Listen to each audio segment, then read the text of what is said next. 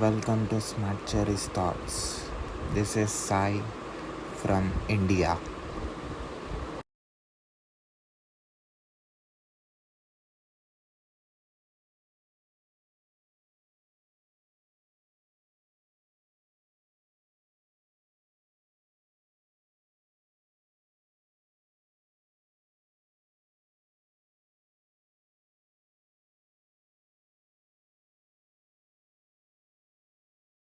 Hi, Akash. Hi, Sai. Morning. Yeah, firstly, thank you very much for giving me opportunity to interview you for my channels. Thank you so much for having me. It's good to be on YouTube like this. So I've gone through your profile. I can see you have worked on multiple domains and multiple places and multiple products and on multiple services. So I thought to tell about you and the work that you are doing to my audience. Sure. So before that, can you please introduce yourself? Yeah, sure. I'm Akash. I'm the CEO, founder of this company called Kloudle. I have almost 20 odd years of experience in the industry. I think 18 of them in security and the last 10, 12 in cloud security, right? So this is my third company and I've been part of communities like Null and Wasp in the past. These are all security communities, and now I'm just building a SaaS product like a lot of other people in the cybersecurity, cloud security domain. That's about me. So I can see you are into technology from long time.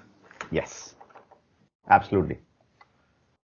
So I can see you did multiple jobs. So what is your motivation to do whatever you're doing now?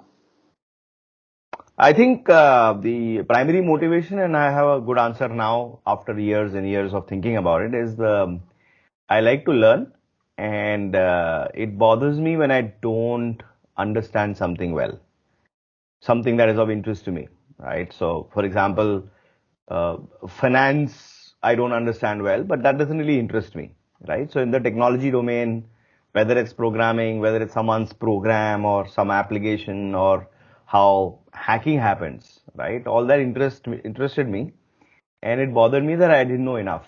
So, combine that with that the fact that I like to learn. I don't mind learning and continuously learning.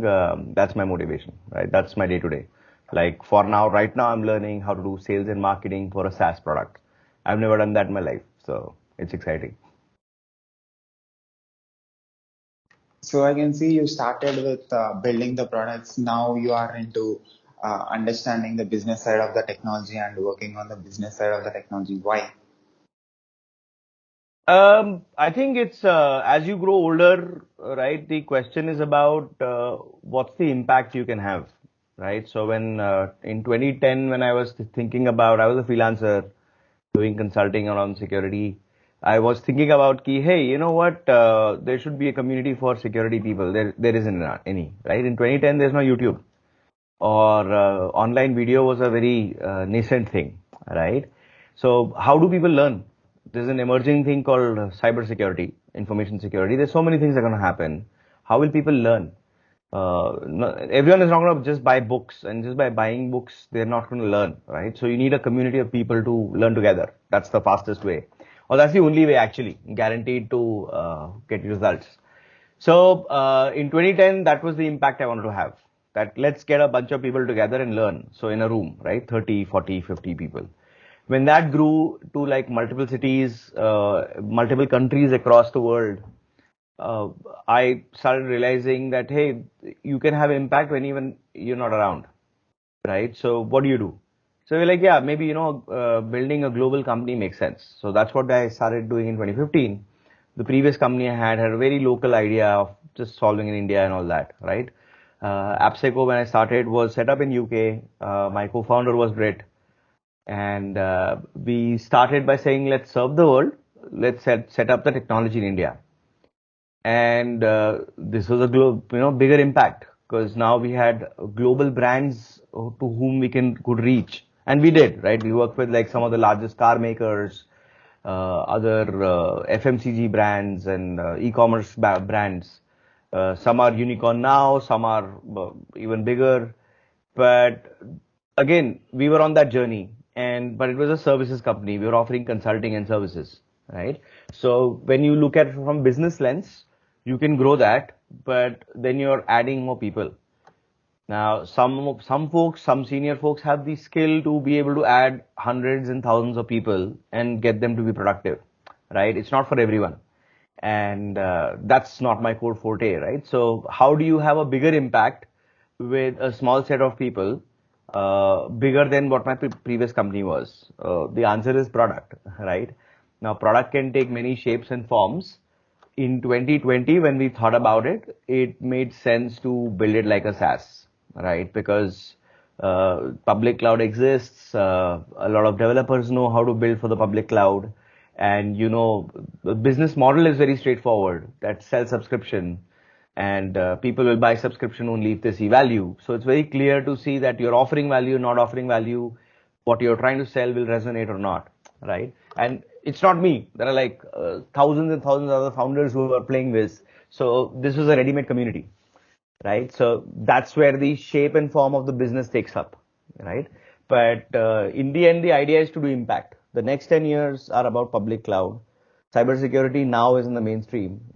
This year, in the last year, the US president's office in the White House has released like these executive papers for the first time ever. And obviously, when the US president talks about cybersecurity, everyone pays attention, right? So it is absolutely mainstream now, right? And once it is mainstream, by the time it reaches the far reaches of the globe and impacts everyone, right? That's the opportunity you're building for. So I guess that's the answer. It's like as you grow older, you want impact. And I can also see the diversity. You worked in completely different domains, or also in different places. So Yeah. how you are able to shift your mind that fast? Uh, See, from outside and the way you look at it, it may seem like too many things, right? But fundamentally, it's the drive to learn and share. So when I started, I actually started as a Java programmer, but quickly switched to doing infrastructure and network for my first job at the government, right? And then realized that was not interesting to me. What I wanted to do was cybersecurity, right? And since I don't know what to do in cybersecurity, I started somewhere, right? So the primary thing is there's a desire to learn, and I'm a very bias for action kind of person. Like I will not like stop and think and mull for 6 months. I'd like, let's try it out.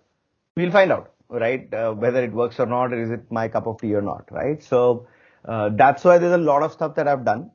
Like the first time someone said, "Hey, why don't you write a book?" I thought about it for 2 hours, and then I was like, "Why not?" Because I mean, at best I will fail. At worst, there'll be a book out who anyone can review and give feedback on, which is very confronting. But the desire to learn on how to write a book, and even the book that I wrote was on a product for security folks, right? I knew how to use the product a certain way, but now I have to use it in a way to be able to teach the world. So it's a very different lens, right? So again, it's always been that, right? So when you do just technology, I was the tech lead in the previous company. There is a certain type of impact. Now, when I want to build a business, now my job and my responsibility is to build a set of leadership in the company who are able to understand that, hey, we will use technology to solve a business problem, right? In the domain of cloud security, because that's the background. But my job is now to explain the user's problem, right, to the technology leaders, and then explain the user's problems opportunity to the business leaders, right? So it's still the desire to learn, and after all the things I did in tech, maybe this is what I want to do next, right? Uh, some could have gone deeper in tech, I don't know, but maybe because SaaS is happening in India, it is a great founder community around this, and there's so much excitement around it. Maybe that's what also had an impact, right? But desire to learn and explain things and share, right? These are the three drivers for me always. And working on product, building on product, understanding the architecture of it, understanding the mechanism of it, working inside the product is different from understanding the product from the client perspective and understanding their requirement and reaching their expectations. So that is both are completely two different jobs. So how you are able to do this, and what is making you to do this?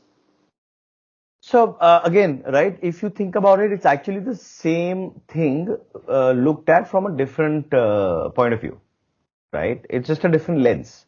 So if you look at it from a point of view of a user, right? Let's say Sai works in the engineering team of a small company and is security aware, but day to day has no time to like go deep into how to secure things for his cloud, right? Let's say that's happening.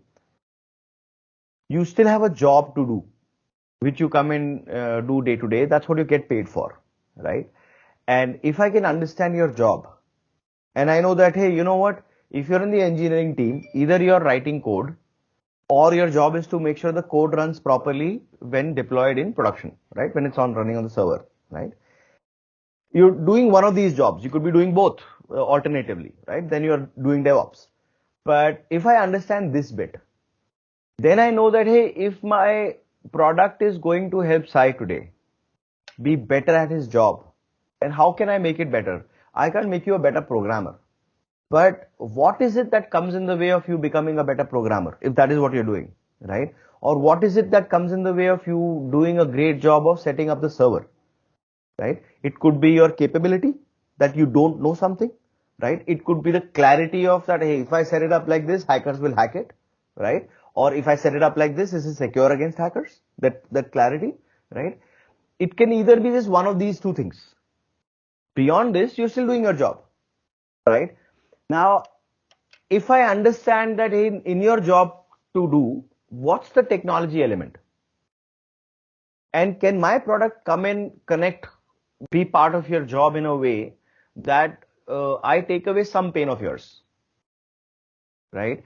So once you have been in doing technology and being in the industry for so long, right, you're able to think in terms of what we call abstractions, right? Step away from the immediate problem that Sai is facing and try and understand that, hey, what's going to go wrong? Let's say Sai is the most talented security focused engineer in the team, but Sai is also human, is a family member, right? Is likely to take breaks, is likely to go off on vacation, right? What happens when that happens? Sai could write down everything about, hey, do this securely, but that's like static, right? When someone else is reading Sai's documentation, are they able to follow the checklist well? Let's say they have followed and now Sai has come back. He still has his other set of responsibilities, but also has to verify was this done properly or not, right? So we felt that engineering teams have this gap, right? And do I know enough about cloud security and then give an interface to the team so that they can fulfill this gap? So, the way our product works is it is able to integrate with Slack.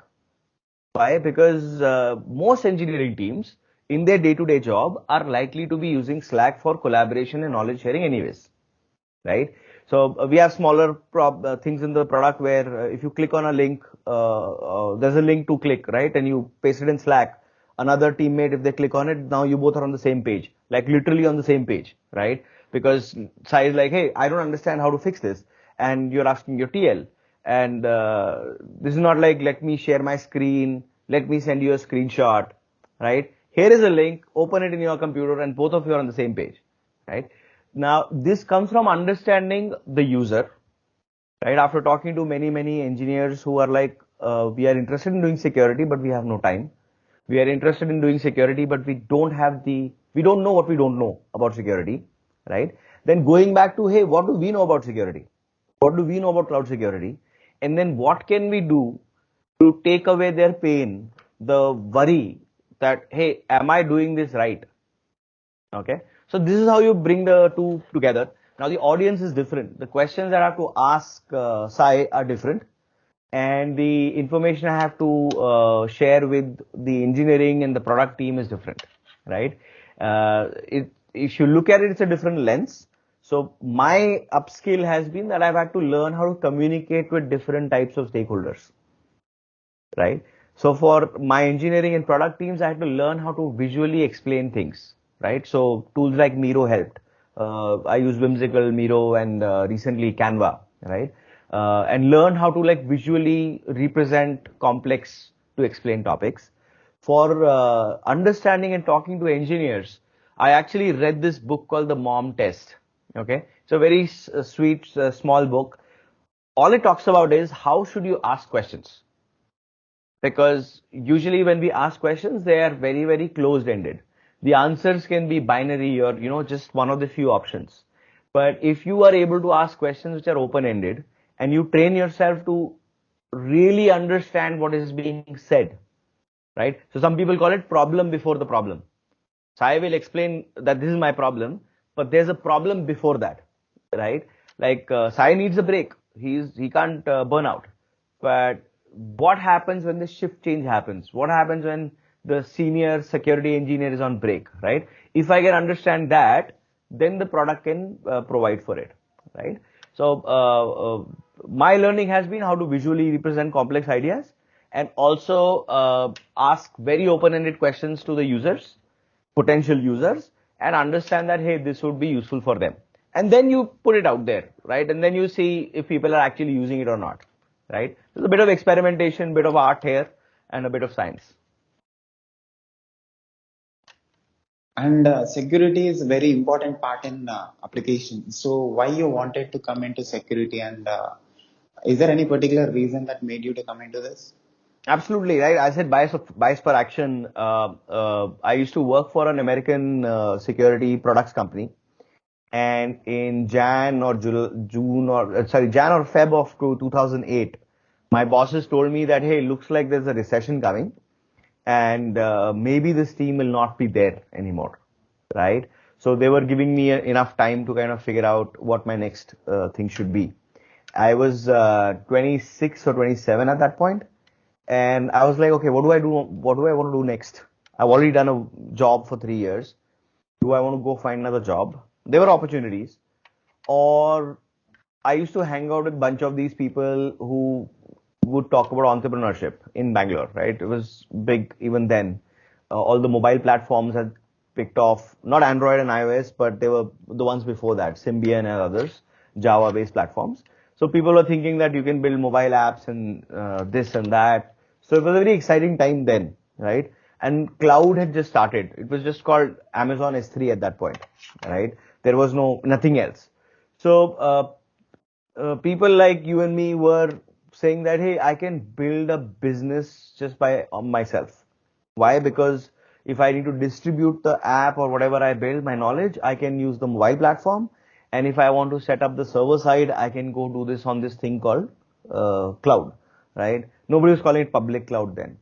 So it seemed like a good time to explore that, can I offer security here? And then someone gave me a stat that there are more than 800 plus application companies based in Bangalore, right? And then it was a no-brainer, even though I was a specialist in network security, right? The people who work at the network layer with packets.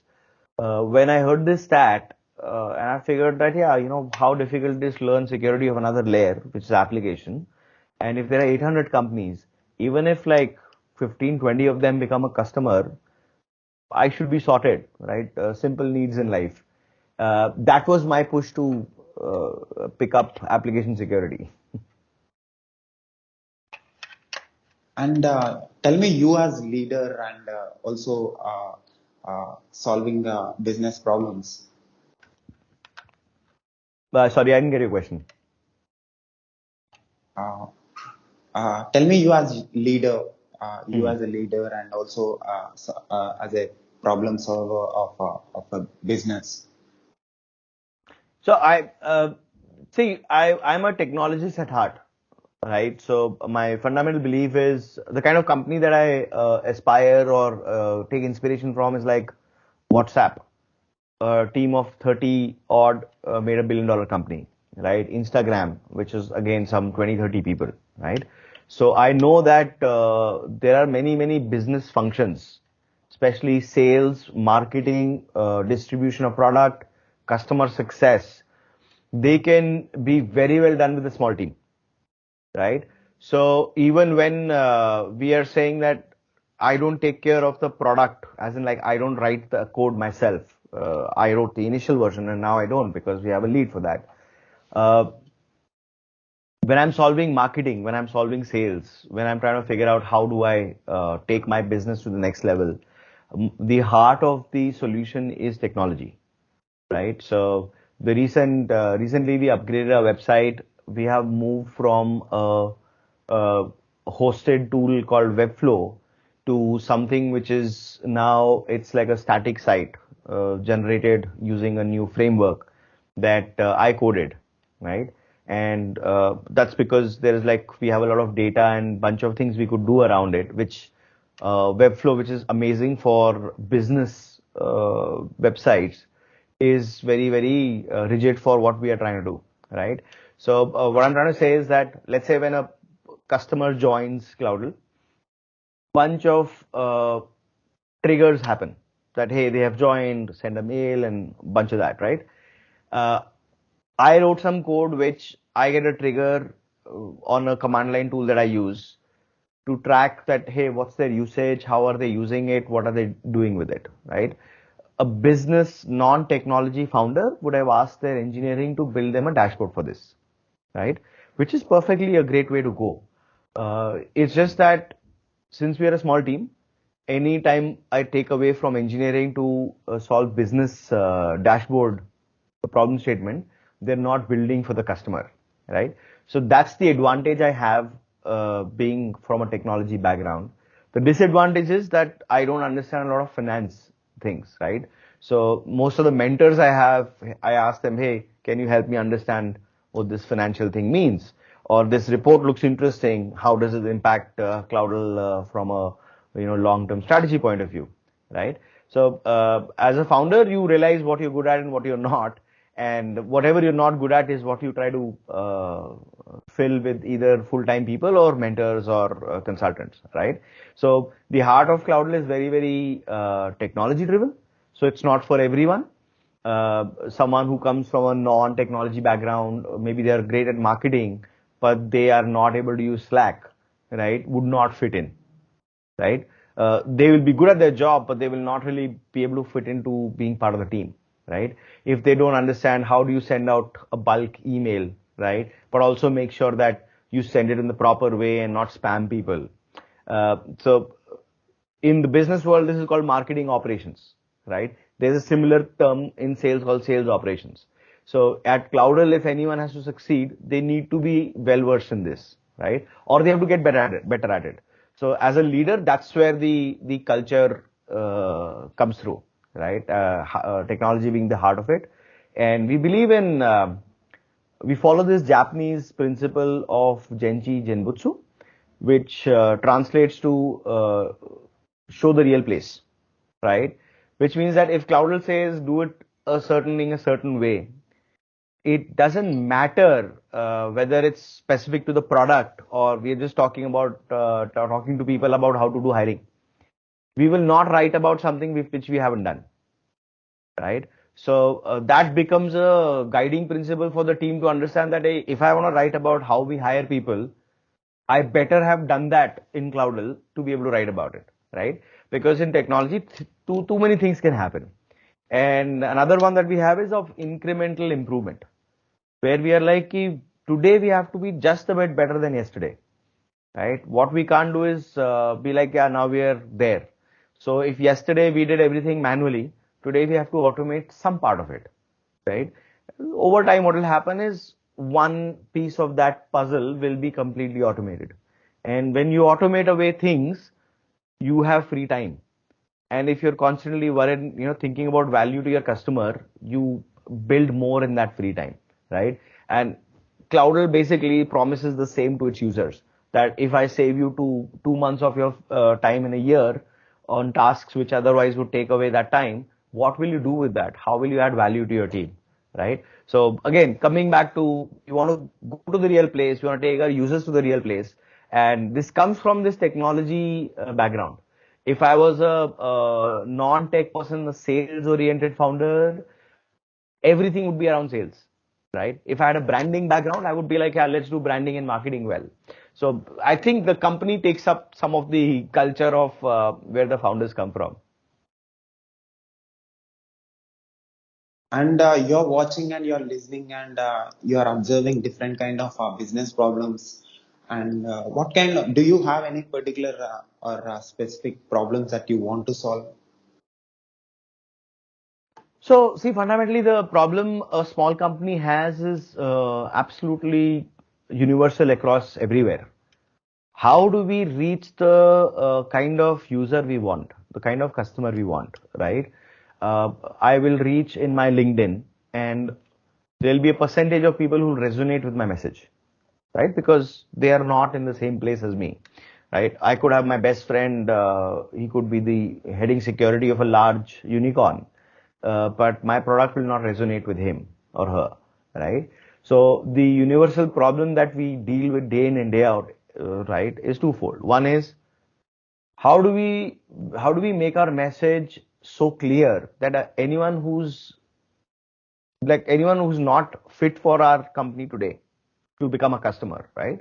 It will not solve your problem.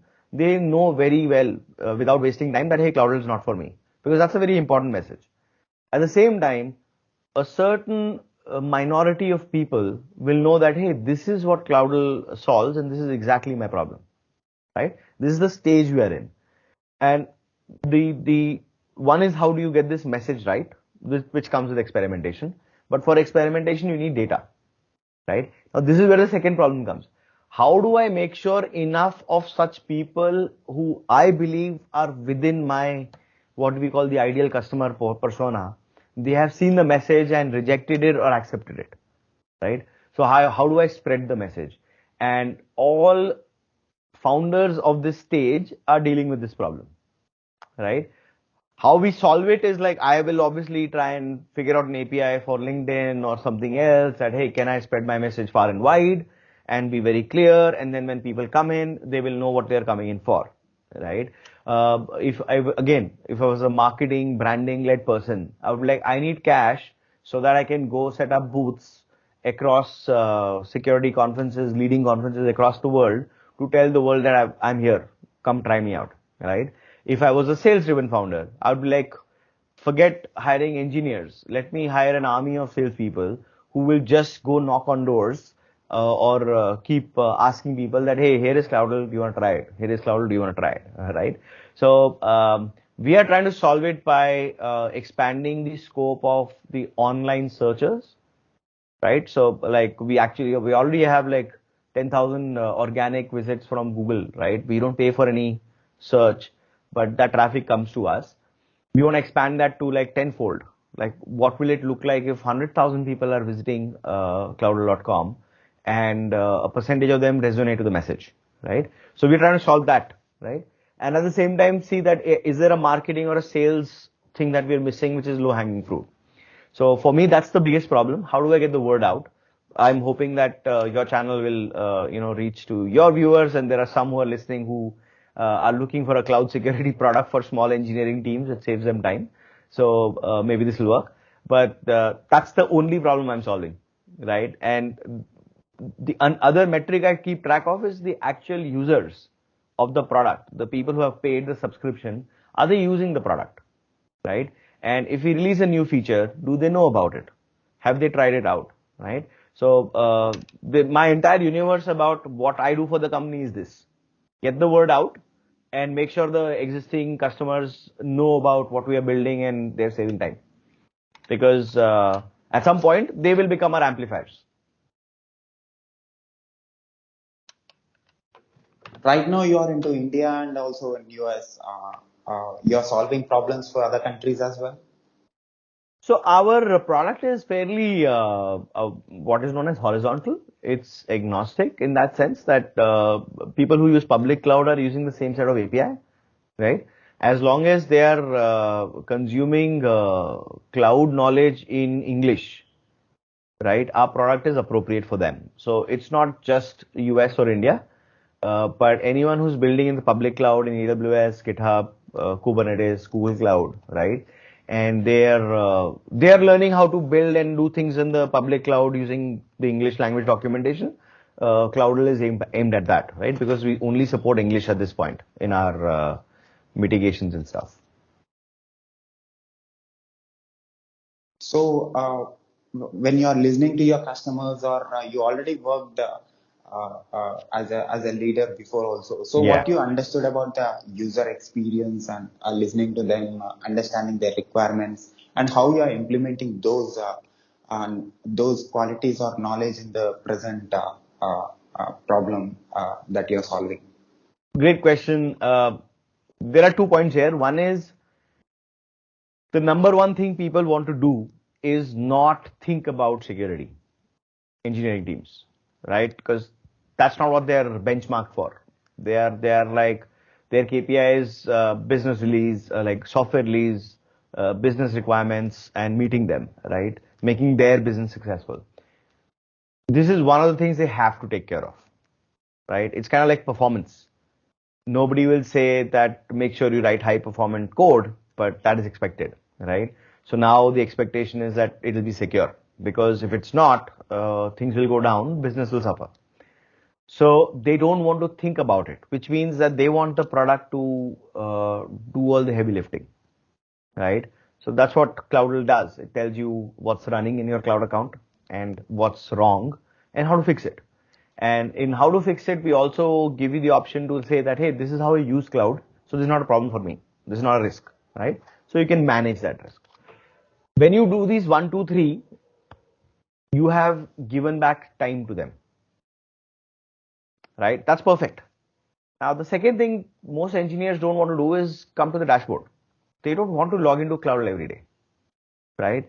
They want to like come in, set it up, and then be like, hey, I want the data where I work, right?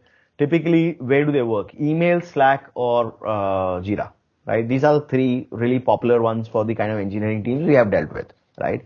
We haven't met anyone who says that I like MS Teams, or anyone else who said that, you know what, I don't use Jira, I use ServiceNow, right?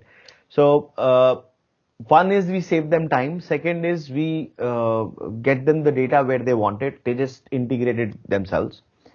The interface for these two, right? It was very clear that engineers said, hey, I don't want to spend time talking to a human, right? Because then I have to schedule some time. Both of us will have to have the same time free, and then do a call, and then I don't know what will happen in the call.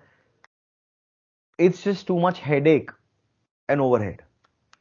Can you just give me the ability to self-register and self-serve myself? And if I get stuck, I will reach out, right? So the product is built in a way that you can just register, you can onboard, you can invite your teammates, you can integrate Jira and Slack yourself. Email is by default there anyways, and you can choose what notifications you want, which the ones that you don't want, right? Without ever talking to a human. So they love it. And once the product starts showing them data where they are, right? And the only time they come to the product is when they want to know how to fix stuff, right? They are using it the way it's meant to be used. But we realized that there was an opportunity for us when we are showing them how to fix things. One is that we show them the exact practical steps on how to fix something. But then the user feedback was like, hey, you need to tell me a little more about what the consequences are, or what else can go wrong if I fix it. What will stop working, right? I want to understand those limitations. And some of the team leads, like the head of engineering, head of DevOps folks told us that is there a way that when my team is fixing things, there are some references or videos, right? Because they're fixing it, they're in that mode. They may want to learn a little more about the topic, right? So we figured that the product has to do three things: save time by automating and self-serve, by taking the data wherever the engineers work, and rather than saying come and use the web app, come and use the web app. And the third is while they are using the product to improve their own infrastructure, it should teach them new things, right? And if we can do this 1, 2, 3 well, repeatedly, then these customers and users will keep loving the product and keep using the product, right? And we'll be able to expand. You yourself by an engineer, you know how it is working, and you know how to fix things. Yeah. And now you are business owner. Uh, uh, you are trying to understand the business problems now. So how you look at this, understanding the application development, and understanding the clients and their problems. And So what kind of problems that they face, that you want to solve, because you are already an engineer, you might have seen different kind of problems and you solved it.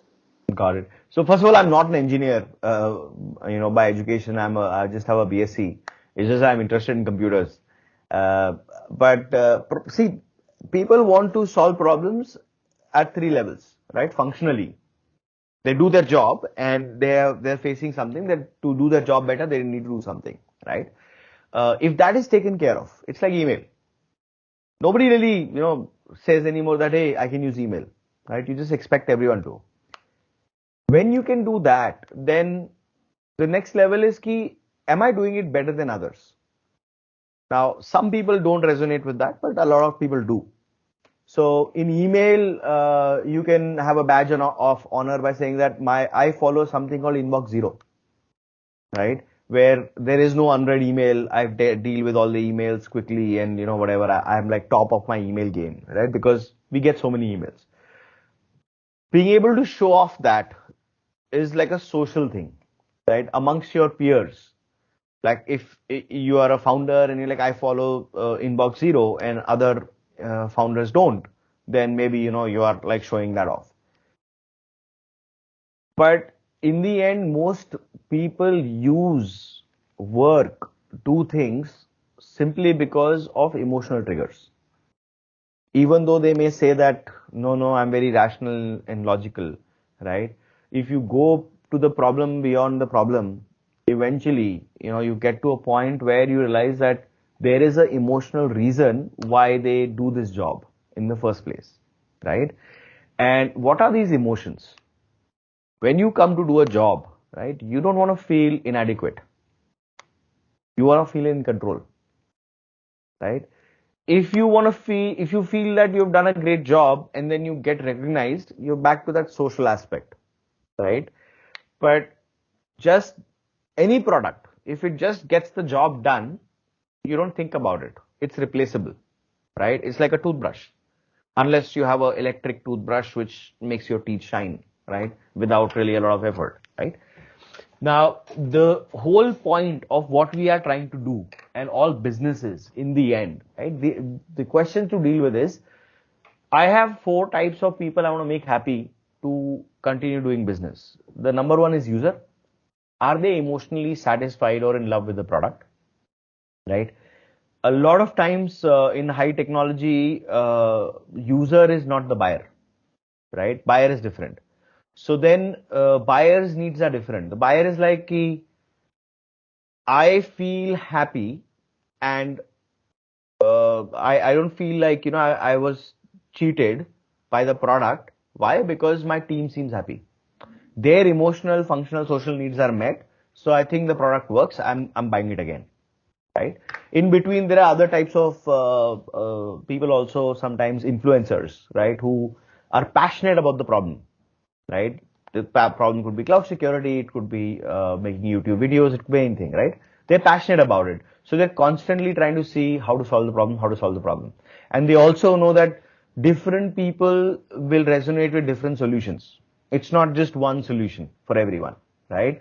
So they may come across your solution, like they may come across a cloud security evangelist or even influencer might come across Kloudle and be like, yeah, this solves that specific problem that other products don't, right? Or it solves it for a niche type of audience, right? So this is great.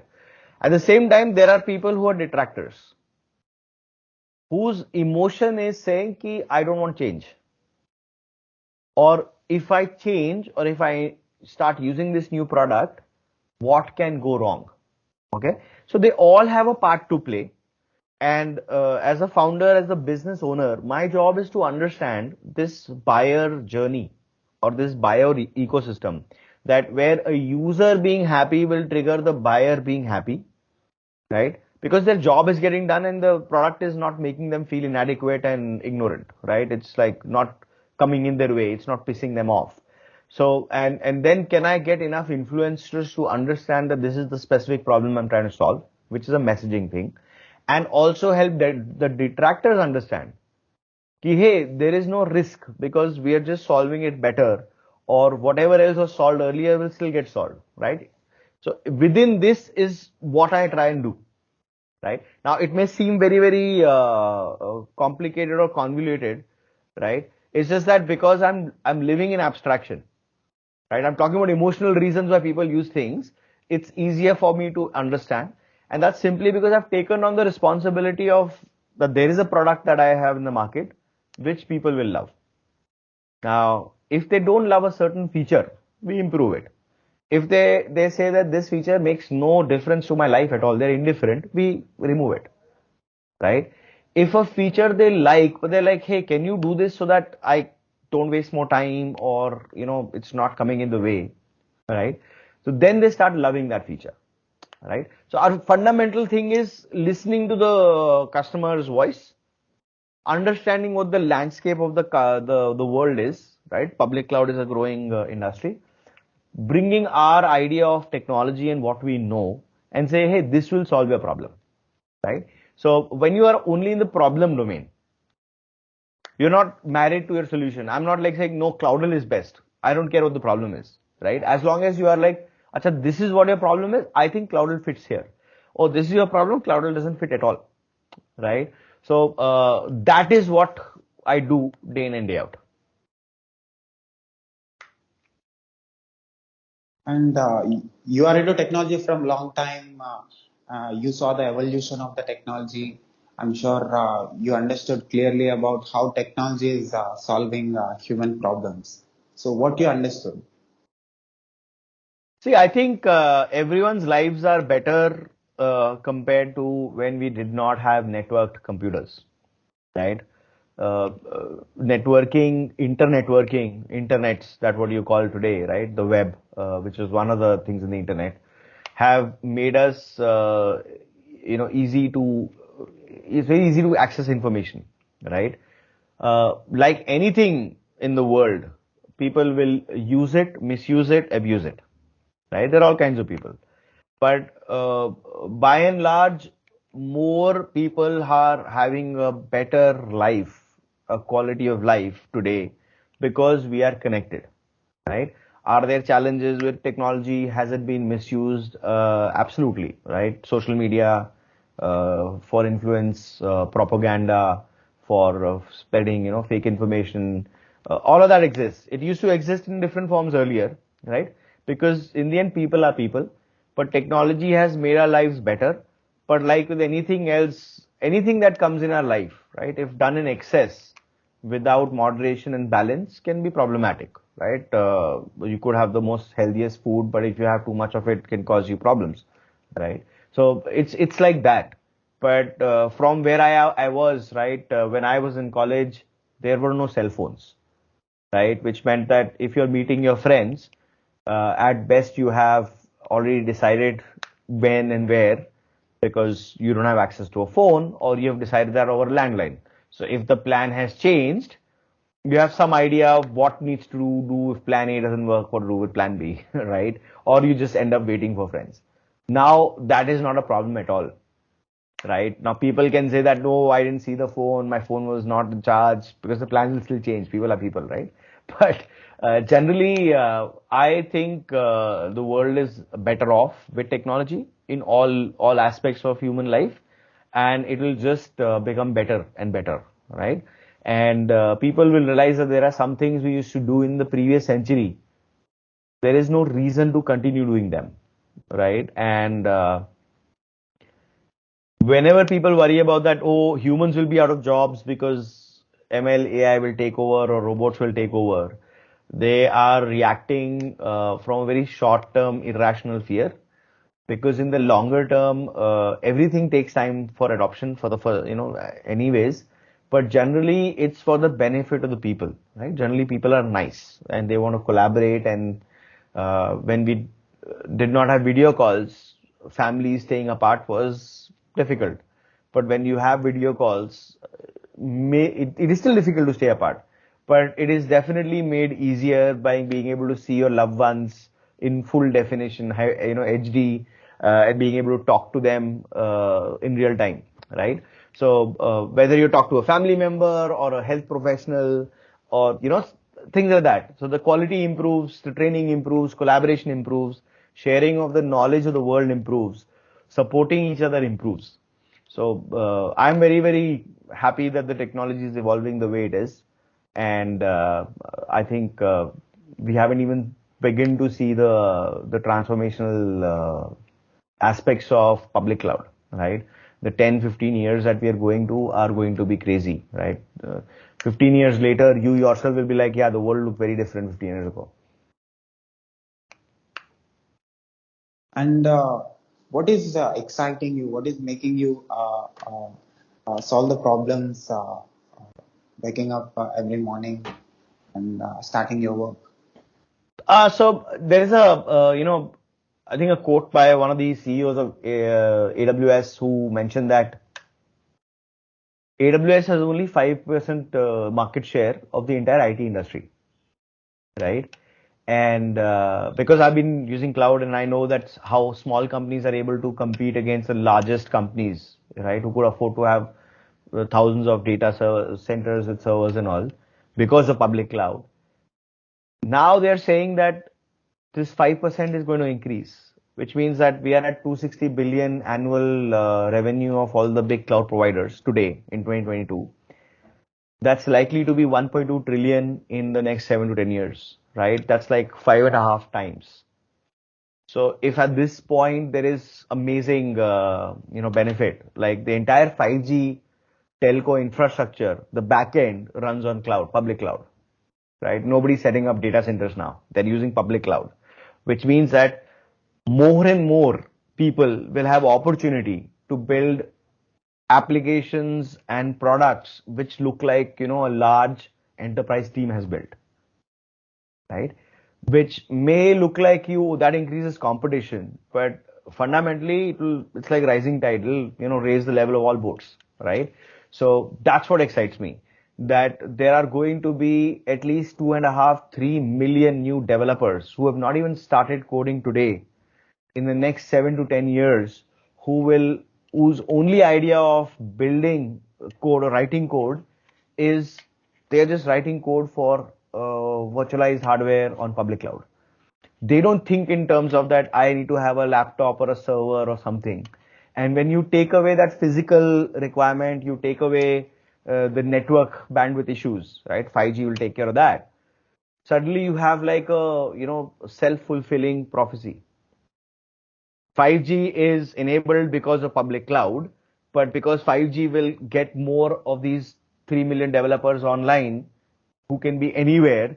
So now the concept of working from one office and all that will go away. It'll melt away, right? Some companies will obviously hold out, but students, right? The way you people study and who teaches you, anyway, this is happening, right? You can go access the notes and the lectures of professors all over, right? Maybe you're looking at recorded stuff now, but over time, because the bandwidth is such and it is almost free, right? It's a utility.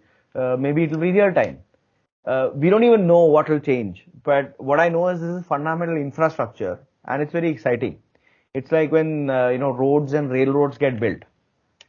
You create that infrastructure and people figure out what to do with it, right? It's like when Jio launched cheap data plans in India, right?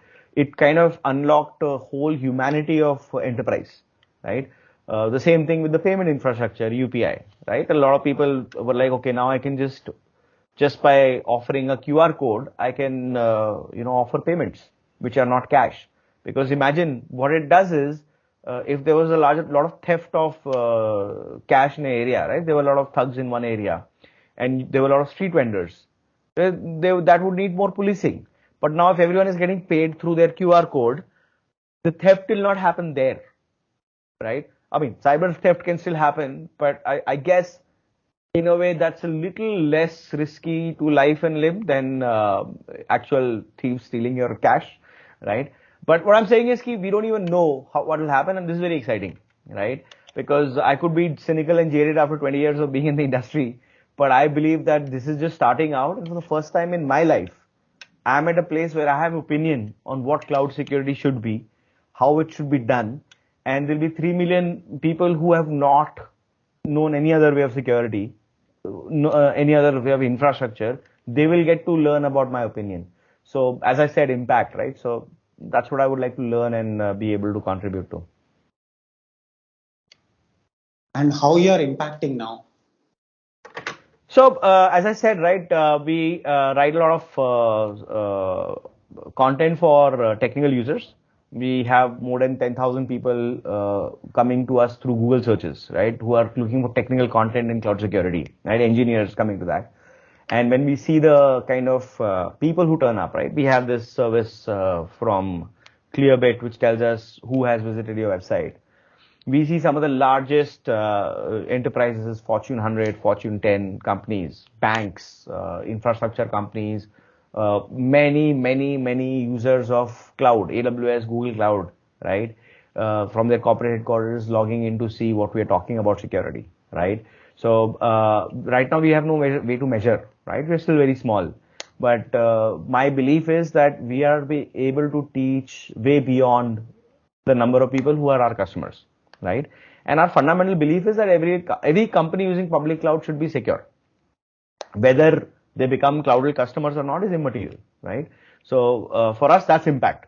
More than 10,000 people month on month are learning about specific topic of cloud security because we are writing that content and it's out there. There's no like, you don't have to put an email to watch it or see it or pay money or something, right? And this is original content we are writing as a team. So, and this comes from what we know engineers want. So it's useful, it's consumable. There are videos, there's like, a lot of text there with screenshots. So for us, this impact will be visible in 2 years, right? If you ask me this question in 2 years, maybe I'll be able to give you a better answer, but that's the approach we have taken right now. Okay, I have a hard stop at 9. So do you have more questions now? Yeah, I have last question that sums Sure. up everything. So, how your service solves any technology, any business technology problem anywhere on this planet? So we are, because we are very bullish about public cloud, right? We know that small companies with small engineering teams will be able to punch way above their weight by going against larger funded competition by offering services. Our product is meant for those teams, small engineering teams with big global ambition, right? They need security. They don't have time for it today, right? They think that they will come to it at some point, but the world has changed to a point where you need it now. So our product tells you what's running in your cloud account, what's wrong with it, and how to fix it. And also gives you automation pieces to make sure it never happens again, right? And what does it translate to for a business owner? We save around 185 man hours per year per engineer, right? That's more than one man month. So imagine if you are paying for an engineer's 12 months salary, but you're getting 13 months out of them because this bit, which is important, has to be taken care of, is already taken care of. And we are not even calculating what happens, the time lost and the effort lost, if they get hacked, right? So we are building for those teams, and it's as simple as getting a 7-day free trial on, by coming to our website. It's as simple as that, right? Risk-free, no payment required trial. And within 7 days, so many teams see value. They see so many issues that they were unaware of.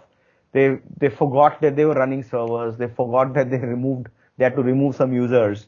So that is like a super value add, right? And at this stage, this is what we're solving. Uh, I'll put your web links in the description of this video. People who Sure. find the video on YouTube can see it and can see the service that you're providing and can see the problems that you're solving.